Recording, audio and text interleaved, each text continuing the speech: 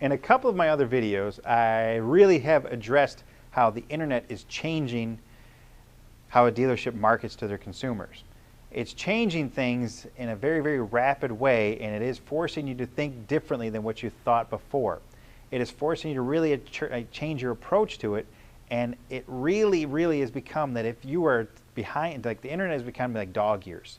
If you're behind today, chances are you're 7 years behind and you're constantly playing catch up. Now, if you are a dealership and you're at all competitive in the market, chances are you've got some type of process in place that helps grow your e-commerce.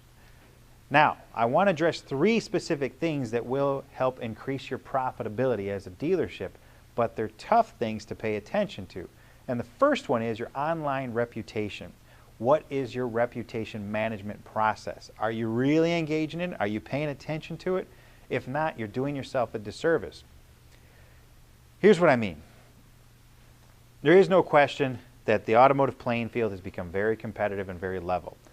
The consumers today have so many options to consider, and they have access to so much information that they really don't have to leave their house to get information about a vehicle. It used to be they had to come to a dealership just to grab a brochure or to just ask some questions. They don't have to do that anymore. So now once they've gathered the information and they've narrowed down their options, their next process is to start to see who's got the best reputation. Who should I give my business to? Now, yeah, you've all got a slogan. You've all got, something that you say, that you've all got like your mission statement, and a lot of it is you just bragging about what it is that you want your customers to know about you. But that's all that it is. It's bragging, because chances are what you're saying is very similar to what the other guy's saying. You just said it in a different way that has more of a ring to it. I don't care what it is. You're all just bragging. Reputation management gives you proof. By having testimonials exist online from consumers about their experience with your dealership gives them proof of what you're trying to say. And guess what? The better your reputation is, the more likely it is people are going to come see you. The better your reputation is, the more you're going to organically climb under the big search engines like Google and Bing. Now, I have witnessed and seen a lot of organizations and companies, not necessarily dealerships, manipulate these reviews. They start to ask their employees to start creating accounts and leave reviews. These review companies are becoming very wise to this, and there are starting to be severe penalties to anybody that's trying to manipulate their reviews. And I'm talking like big fines. Like I saw one from a jewelry company for $750,000. Do not do this. Customers are wise to it. I watched one dealership start to actually have, in one day, had all of their employees go on there and flood their sites with these reviews, of fake reviews, and a customer called them out on it on the review page. So what you have to do is you've got to engage the customer to start going on to like DealerRater or Yelp or Google Reviews or Bing Reviews or whatever it might be, and ask them to start leaving you reviews. And if a salesperson is able to get a review out of them, then guess what? You've got to compensate that salesperson because they went above and beyond the normal thing that they should do. Now, yes, salespeople, if you're watching this, you need to pay attention to this too. You shouldn't do it for profit, for any kind of gain. You should do it because it's going to help build your career. But let's face it, we got to be reminded every day because bad habits exist, and it's a habit you'd have to get into, and it ain't a good habit, easy habit to get into until you start getting some money for it. The other avenue is once a consumer's recognized your reputation, the next place they're going to go is going to be your social media platforms. Twitter, LinkedIn, Facebook, YouTube, and they're going to want to see how many people are engaging you. Okay? If you don't have a lot of likes or comments from your customers on Facebook, if you don't have people retweeting your post from Twitter, if you don't have a lot of people engaging you or salespeople or customers on your page on LinkedIn, if you don't have a ton of views on YouTube, then guess what? The customers are going to sit there and they're going to go to the next guy on the review page to see who's engaging him more. It edifies everything that you're saying. If you don't have over 500 followers on your Twitter page, you're really not relevant. And quite frankly, if you don't have at least 5,000 people on your Facebook page, you're irrelevant. It's easy to get 1,000 people on your Facebook page. Just ask your family and friends of people who work with you, they're going to like your Facebook page. The customers liking your Facebook page is something totally different. And those customers engaging and commenting and liking and sharing from your Facebook page, now you're doing something incredible. How involved is your community with your Facebook page? How involved is your Facebook page involved with your community? These are the ways that you're going to help generate traffic to your website, and you're going to generate interest, okay?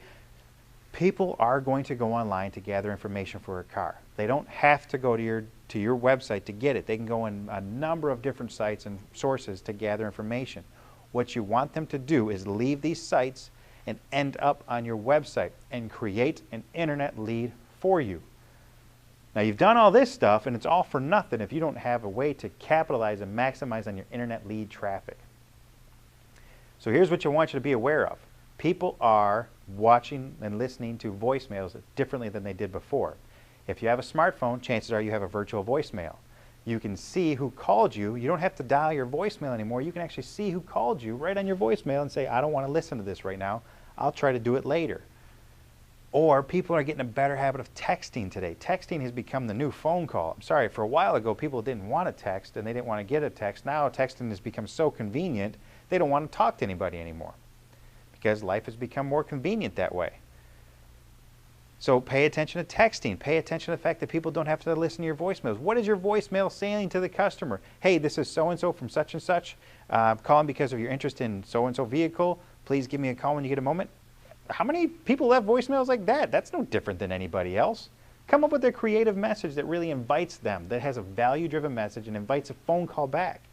Your internet lead, you have an automated response. Everybody out there has got an auto response. Every dealership has an auto response.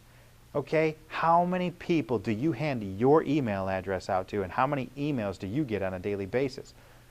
If an auto response is okay, but what's your next email? Is it the same as everybody else? Is it such a duplicated email that you don't stand out from any other dealership that's out there? Remember, the playing field has become level. There's a lot of choices, and it's easy to send your information out there. It's easy to sit there and say, I want this, I want this, I want this, I want this, I want this. Please, someone communicate me. And you look at this, just this garbage full of emails. Who are you going to pay attention to? If your internet leads are not compelling, if they don't provide instant gratification, if they don't invite conversation, if they don't have content the customer can use that separates you from the other guy, you're doing yourself a disservice. What is your internet closing percentage? Is it 8%, 10%, 15%, 20%? If you're going to generate a lot of traffic to your website, but doing your reputation management and social media and getting content out there to help you organically climb those search engines, you've got to have a system in place that handles your internet lead traffic better than the other. Does it make sense to have a BDC department handle your internet leads or a salesperson handle your internet traffic? That's entirely up to you. I'm inclined to say a salesperson because they know more about the product than the other person does. If someone's inquiring about the internet, they're looking at product and they're looking at content and they're looking at information, and they don't want to be danced around. They want to know that instant gratification. And salespeople should know more about their product than other people. So otherwise, a sales customer may feel like they're being danced around with, and your closing percentage may go down. Maybe average, but it's not going to be exceptional. Those are some quick things that I want you to pay attention to help you maximize on your e-commerce. Thank you.